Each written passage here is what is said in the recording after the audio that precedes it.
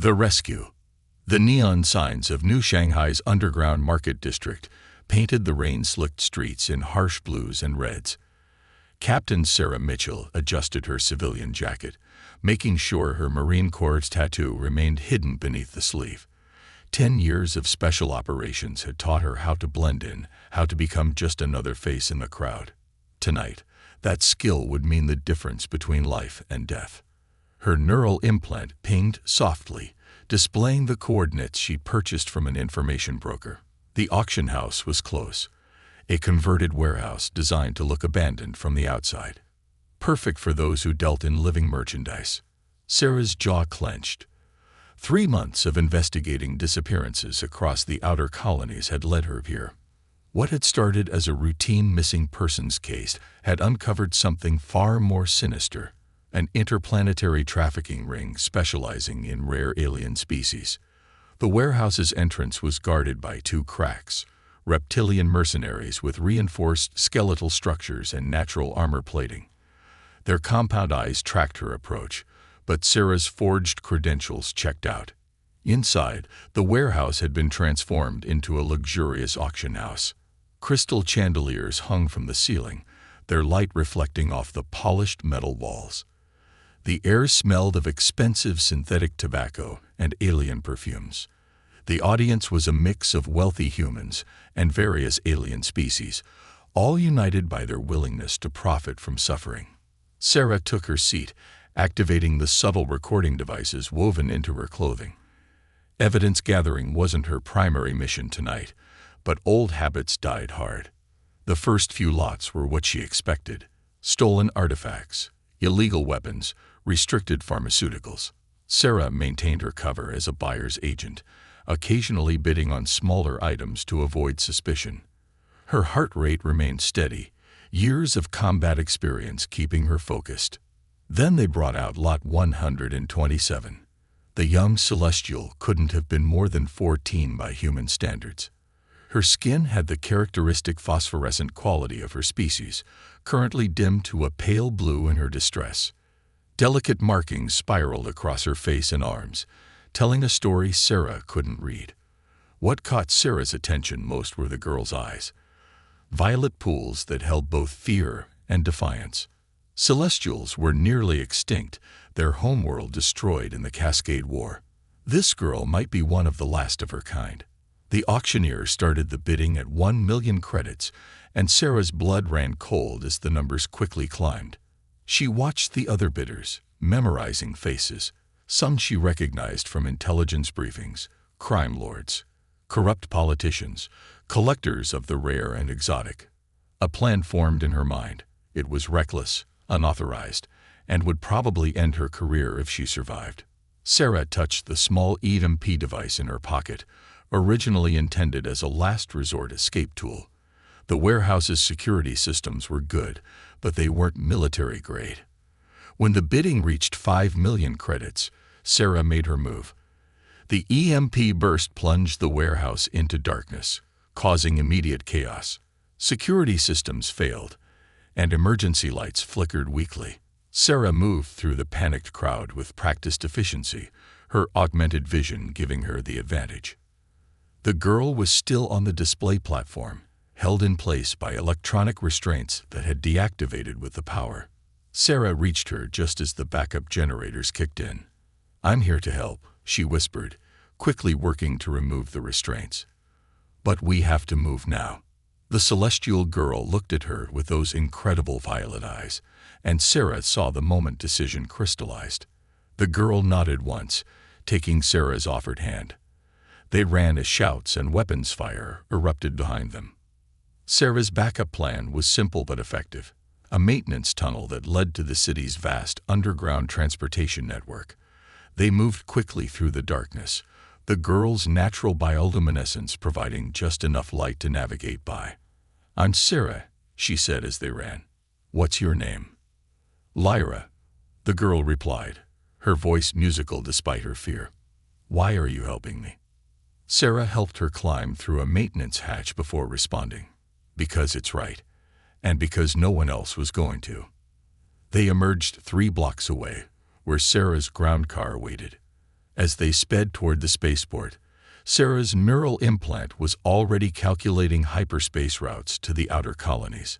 She had a secure facility there, a cabin on a terraform world where she planned to retire someday. "They'll come looking for you," Sarah warned as they cleared the atmosphere. "But I promise you this, they'll have to go through me first." Lyra's bioluminescence brightened slightly, the first sign of hope Sarah had seen from her. "I believe you," she said softly. As their ship jumped to hyperspace, Sarah thought about the storm she'd just unleashed. There would be consequences, investigations, probably a court-martial. But looking at the young celestial whose life she'd just saved, Sarah knew she'd make the same choice again. The real challenge was just beginning. Keeping Lyra safe would require all of Sarah's skills and resources. But for the first time since leaving the Marines, she felt truly alive. She had a mission again. And this time, it was one she'd chosen for herself. The stars streaked past their viewport, each one taking them further from danger and closer to what Sarah hoped would be sanctuary. In the co-pilot's seat, Lyra had fallen into an exhausted sleep, her skin pulsing gently with her breathing. Sarah set course for the outer colonies and allowed herself a small smile. Sometimes, she reflected, the right thing and the hard thing were exactly the same. Safe haven. The cabin materialized out of the morning mist like a ghost, its wooden walls and reinforced windows a stark contrast to the alien landscape of New Montana. Purple-leafed trees swayed in the breeze, their branches heavy with the world's characteristic silver fruit. Sarah guided their ground car along the hidden access road, scanning the perimeter with both her eyes and her neural implant's security suite. 3 weeks had passed since the rescue. 3 weeks of staying ahead of pursuit, of jumping between systems in increasingly erratic patterns. Now, finally, they had reached Sarah's sanctuary, a place few knew existed, and fewer still could find. "This is your home?" Lyra asked, her voice still carrying that musical quality that seemed inherent to Celestials. She had spoken little during their journey, but Sarah had noticed her gradually emerging from her shell. "It's our home now," Sarah corrected gently, bringing the vehicle to a stop. "At least until we figure out our next move." The cabin's security systems recognized Sarah's biosignature, disengaging the camouflage field that had made it appear as natural rock formation from a distance. As they approached, Sarah noticed Lyra's bioluminescence brightening slightly, a response she'd learned indicated interest or curiosity. Inside, the cabin was a blend of military efficiency and comfortable living. The main room featured sturdy furniture built to last, while hidden panels concealed enough weaponry and surveillance equipment to defend against a small army. Large windows offered a commanding view of the valley below, their smart glass capable of switching from transparent to opaque in milliseconds. "The bedroom upstairs is yours," Sarah said, carrying their meager belongings inside. "I'll take the room down here. The whole place runs on geothermal power, and there's enough supplies in the bunker below to last a year." Lyra moved through the space with careful steps, her delicate fingers trailing along the wooden walls. "You planned for something like this?" Sarah paused, considering her answer. "I planned for needing a place to disappear. Bringing someone else along wasn't part of the original scenario, but plans change." That evening, as they sat before the cabin's fireplace, Sarah finally asked the question that had been burning in her mind. "Do you want to talk about how they caught you?" Lyra's luminescence dimmed noticeably, her markings pulsing with remembered fear. For a moment, Sarah thought she wouldn't answer. When she did, her voice was barely a whisper. "I was born in hiding. My parents were among the few who escaped when our homeworld fell. They taught me our history, our songs, our way of seeing the universe as a great symphony of light and energy." She paused, her violet eyes reflecting the firelight. "They died protecting me when the hunters came. I was alone for a long time before they found me." Sarah felt her fists clench involuntarily. She had seen too much during her military career. Too many species and civilizations destroyed or exploited by those with power. The Celestials' fate was particularly tragic. Their artistic and peaceful culture had made them easy prey during the chaos of the Cascade War. "You're not alone anymore," Sarah said firmly, "and you don't have to hide who you are here." As if in response to her words, Lyra's natural bioluminescence began to increase, filling the room with a soft, ethereal light. The markings on her skin shifted and swirled in patterns that seemed to dance with the firelight. It was beautiful and alien, and somehow perfectly natural all at once. The next few days fell into a routine. Sarah maintained her security suites and kept in contact with trusted allies through heavily encrypted channels. She learned that the auction house raid had caused significant upheaval in the underground markets. Prices had been put on both their heads, but the chaos had also exposed vulnerabilities in the trafficking networks. Lyra, meanwhile, began to explore her new environment with growing confidence. She was fascinated by Earth literature, devouring the cabin's digital library. Sarah found her one morning attempting to recreate a traditional human breakfast from stored supplies, the kitchen gleaming with her natural light as she concentrated on the task. But nights were the hardest. Sarah would often wake to the sound of muffled cries, finding Lyra trapped in nightmares that made her luminescence flicker like a dying star. On those nights, Sarah would sit with her until the terror passed, sometimes sharing stories from her own battles with PTSD. "The dreams never really go away," Sarah told her one such night, "but they do get easier to bear. And sometimes the worst experiences lead us to where we need to be." A month into their stay, Sarah's security systems detected the first probe. Someone was searching the outer colony systematically, looking for any trace of a celestial energy signature. They were still far from discovering their location, but the net was tightening. "We should run," Lyra said when Sarah told her, her markings pulsing with anxiety. Sarah shook her head. "Running kept us alive, but it's not a solution. We need to face this, but we'll do it on our terms when we're ready." That night, as a storm raged outside the cabin, Sarah began planning. She had spent her career fighting other people's battles, following orders that sometimes made sense and sometimes didn't. Now she had chosen her own mission, and she would see it through. In the room above, she could hear Lyra singing softly, a celestial melody that made the air itself seem to shimmer. The girl was no longer just a rescue mission or a responsibility. She had become something more. A reminder of why Sarah had joined the Marines in the first place, of her belief in protecting those who couldn't protect themselves. Tomorrow, they would begin preparing for the fight that was coming. But for now, Sarah let herself be carried away by the alien song drifting down from above, a sound of hope in a universe that desperately needed it. Hunters and hunted. The warning came at dawn. Sarah's neural implant jolted her awake with urgent proximity alerts. 3 ships had entered the atmosphere, their descent trajectories suggesting military precision. She was moving before consciousness fully returned, muscle memory from years of combat taking over.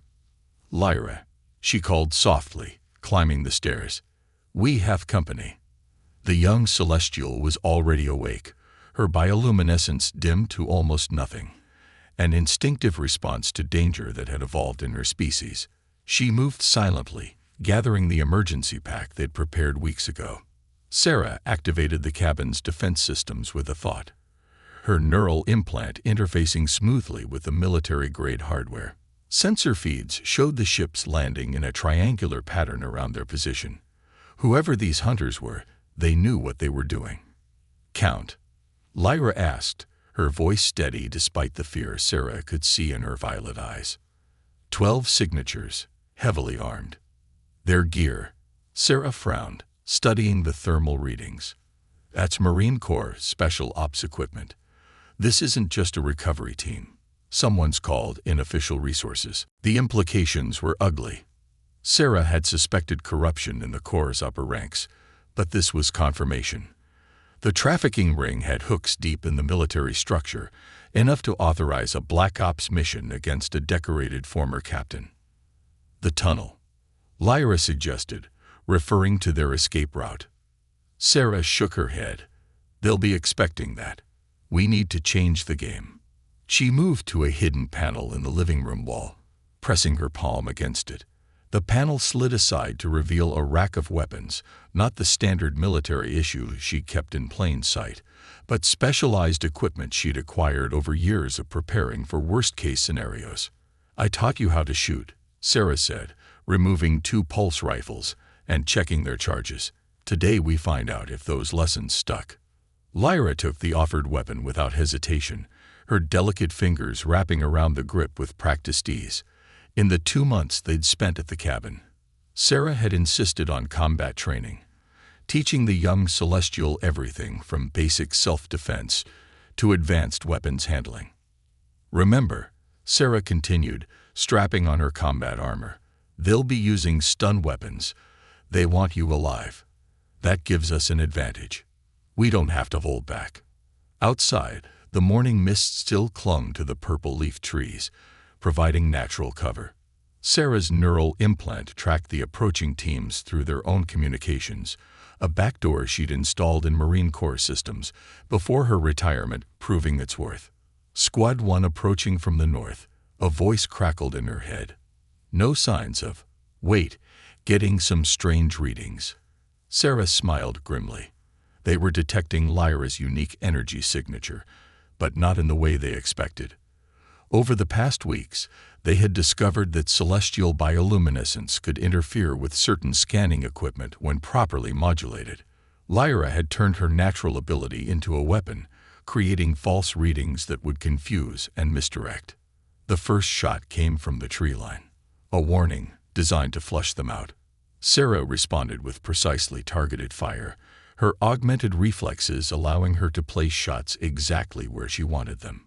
2 hunters went down, their armor failing against weapons specifically designed to breach it. "You're surrounded, Mitchell," a familiar voice boomed across the clearing. "Stand down and hand over the asset. There's still a way out of this for you." Sarah recognized the voice.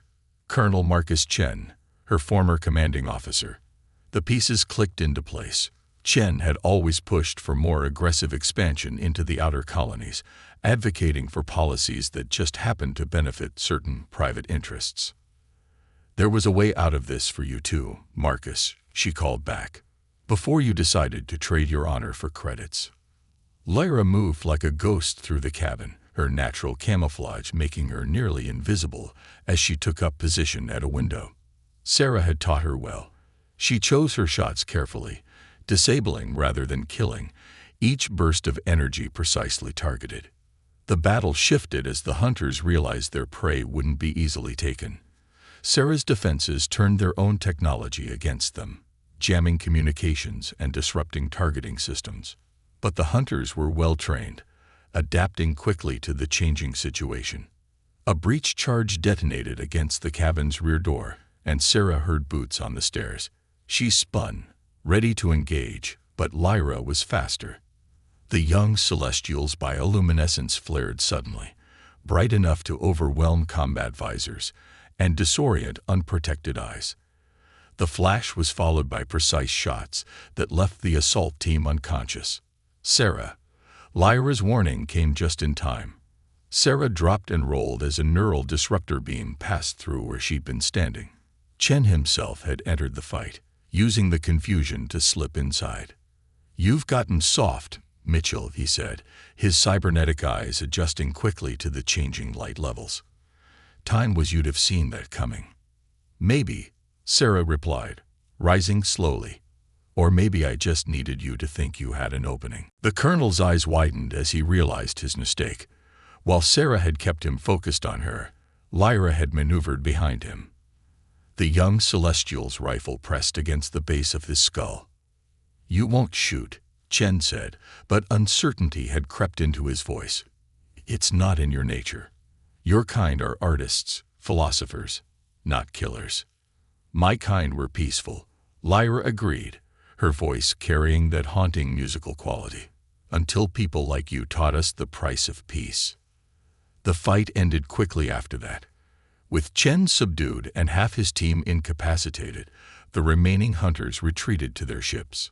Sarah secured the colonel in the cabin's holding cell, another feature she'd hoped never to need, and began downloading data from his neural implant. "This is bigger than we thought," she told Lyra as they sorted through the intelligence. "Chen's just a middleman. There's an entire network of military and political figures involved in the trafficking operation." Lyra's markings pulsed with determination. "Then we'll stop them all." Sarah looked at the young Celestial with pride. In the heat of battle, Lyra had shown not just courage but wisdom, using her abilities creatively while avoiding unnecessary bloodshed. She was no longer the terrified girl from the auction house. She had become a warrior in her own right. "Yes," Sarah agreed, already planning their next move. "We will.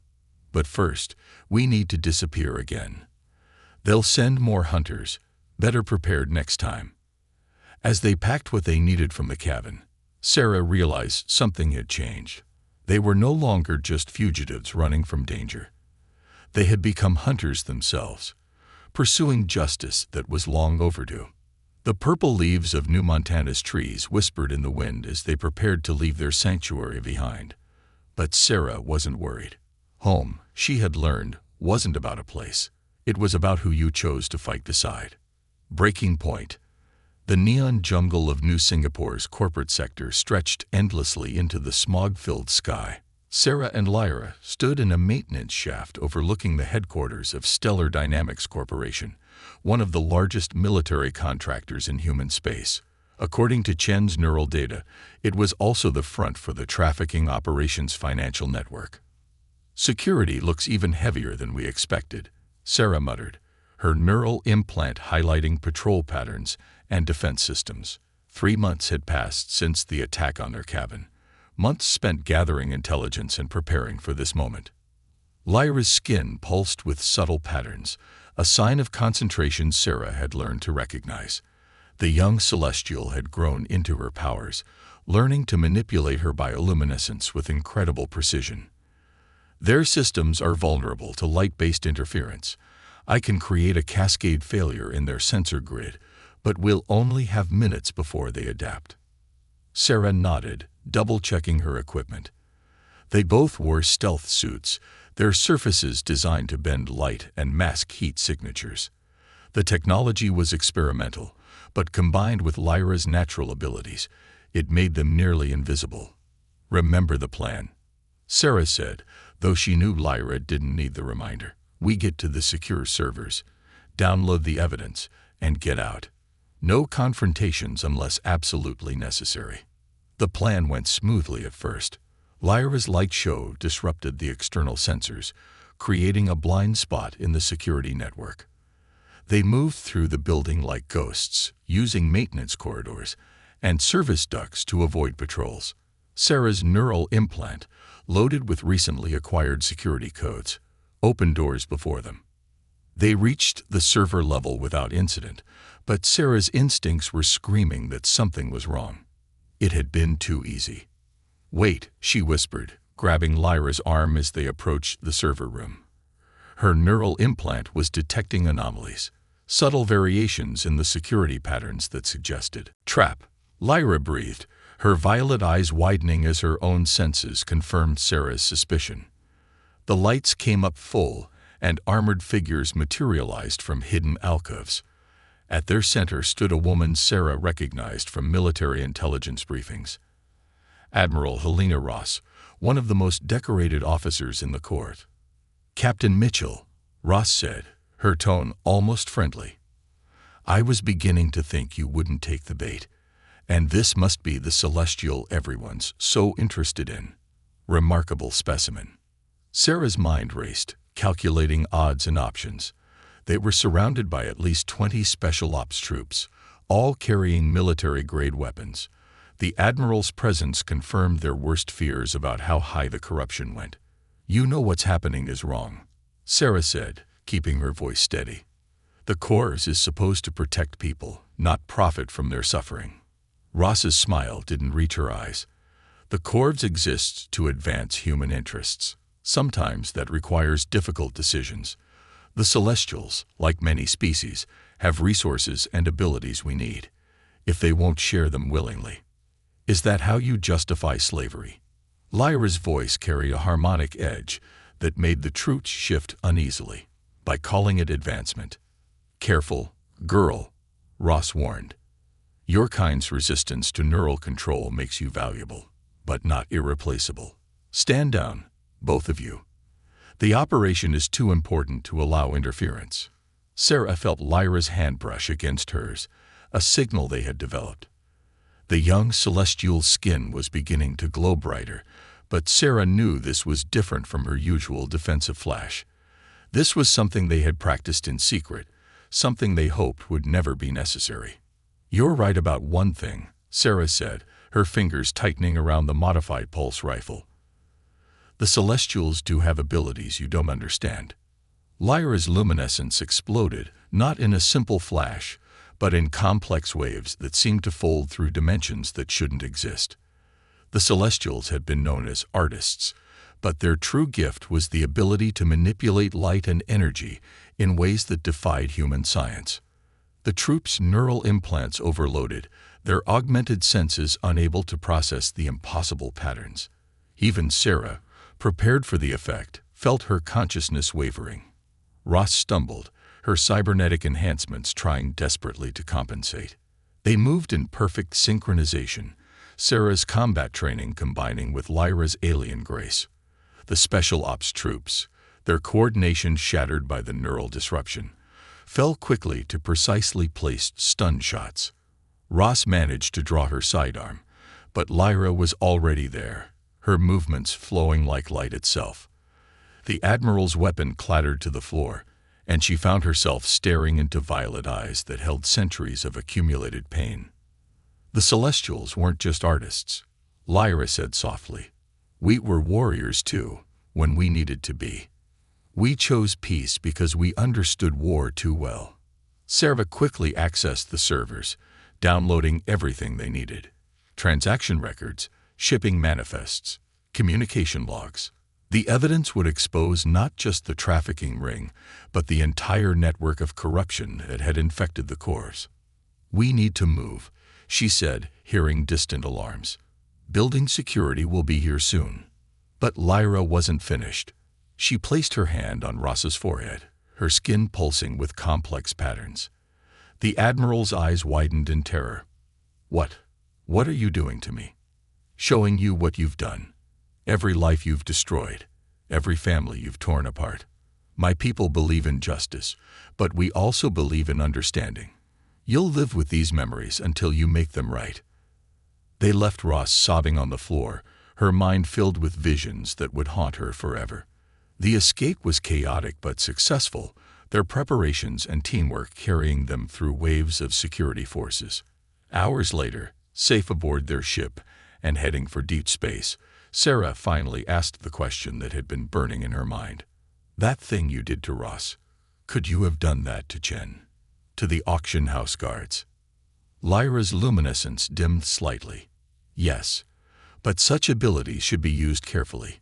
When you can make someone feel everything they've inflicted on others, you have a responsibility to be merciful. Sarah considered this as their ship entered hyperspace. They had the evidence they needed, but exposing it would shake the foundations of the Corps and human society itself.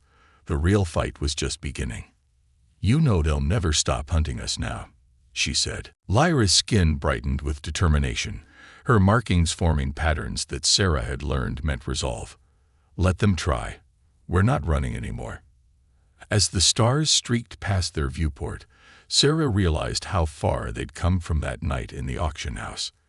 They had started as rescuer and rescued, but had become something more. Partners, warriors, and perhaps the only ones who could bring light to humanity's darkest corners. Justice and healing. The data bomb dropped on a quiet Tuesday morning.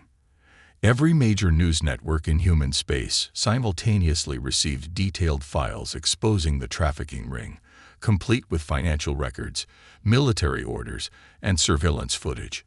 Sarah watched from a safe house on Europa as the story exploded across the networks, her neural implant filtering through thousands of reactions and responses. It's really happening, Lyra said softly, her bioluminescence creating gentle waves of light that reflected off the safe house's ice walls. They can't hide from it anymore. The evidence was irrefutable. Admiral Ross's neural logs, combined with the stellar dynamics files, painted a picture of corruption that went beyond simple greed. The trafficking ring had been part of a larger plan to exploit alien species for military advantage, using their unique abilities to enhance human warfare capabilities. The public reaction was immediate and fierce. Protests erupted across colonial worlds. Military personnel, disgusted by the betrayal of their principles, came forward with additional evidence. The Corps' leadership was in chaos as more names were exposed. But Sarah knew the fight wasn't over. "They'll try to contain it," she said, watching tactical displays show movement of military vessels. "The ones we haven't exposed yet will attempt to silence key witnesses, destroy evidence. Then we stop them," Lyra replied with quiet confidence. She was no longer the frightened girl from the auction house. Months of combat and challenge had forged her into something new, a warrior who carried her people's grace and wisdom into battle. Their network of allies had grown.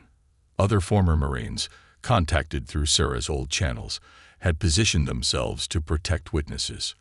Underground resistance groups, many led by escaped trafficking victims, provided safe houses and transportation. Even some aliens who had previously stayed neutral began offering support, recognizing that this was a turning point in their relations with humanity. The counterattack came within days.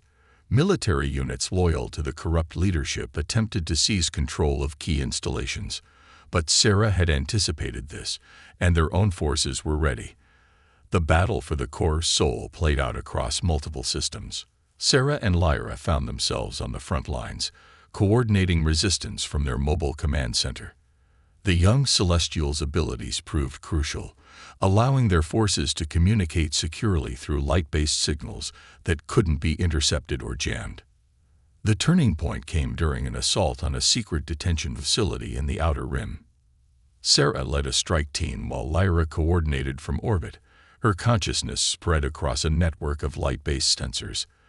They found hundreds of imprisoned aliens, not just Celestials, but members of dozens of species, all held for their unique abilities. As the prisoners were freed, something extraordinary happened. The Celestials among them, sensing Lyra's presence, began to sing.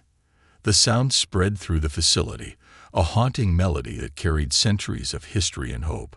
Other alien species joined in their own ways, creating a harmony that transcended species and language. "This is what they feared," Lyra explained later, as they watched the rescued prisoners receive medical care. "Not our abilities, but our capacity to bring people together. They wanted weapons, but we offered understanding instead." The aftermath brought sweeping changes.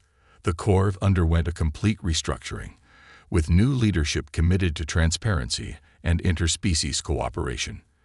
The trafficking networks were dismantled, their assets seized and redistributed to help their victims rebuild. But the most significant changes were personal.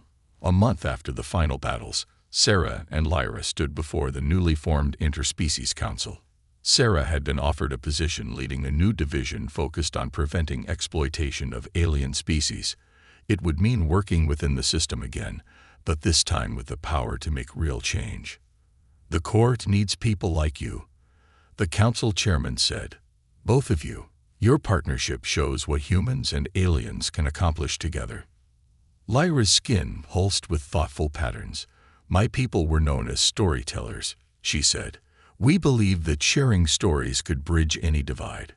Perhaps that's what we should build, not just protection, but understanding." The proposal they developed was revolutionary, a program that would combine military training with cultural exchange, teaching human and alien species to work together while respecting each other's unique qualities.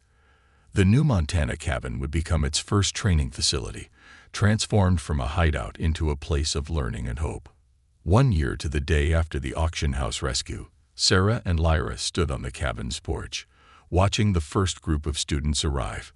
Humans and aliens moved together through the purple-leafed trees, Their differences obvious but their purpose united. "Did you ever imagine this?" Sarah asked, feeling the weight of her new command insignia, one that incorporated both human and alien symbols. Lyra's luminescence created a gentle aurora around them, her markings forming patterns that Sarah had learned meant joy.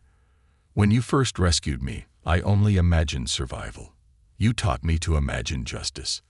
But this," she gestured at the gathering below, "this is something even my people's stories didn't envision." Their battle hadn't ended. There would always be those who sought to exploit others for power or profit. But they had created something stronger than weapons or walls, a community bound together by shared purpose and understanding. As the sun set over New Montana, Lyra began to sing. The ancient celestial melody carried across the valley, telling a story of loss and redemption, of bridges built between stars. One by one, other voices joined in, human and alien, each adding their own harmony to the chorus. Sarah listened, remembering the frightened girl she'd found in chains, and marveling at the warrior and leader she'd become. Their story had begun with a rescue, but it had become something more, a testament to humanity's capacity for both great wrong and greater redemption. The stars emerged above them, no longer distant barriers but bridges to new understanding. In the growing darkness, Lyra's natural light mingled with the starlight, reminder that in the vast emptiness between worlds, hope could still illuminate the way forward. "Ready for tomorrow?" Sarah asked, though she already knew the answer. Lyra smiled, her violet eyes reflecting starlight and purpose. "With you? Always." Together, they walked down to join their new family, their steps sure in the gathering dark. They had fought through hell to reach this moment. But that was the thing about warriors. The best of them fought not for glory or power, but for the chance to build something worth protecting.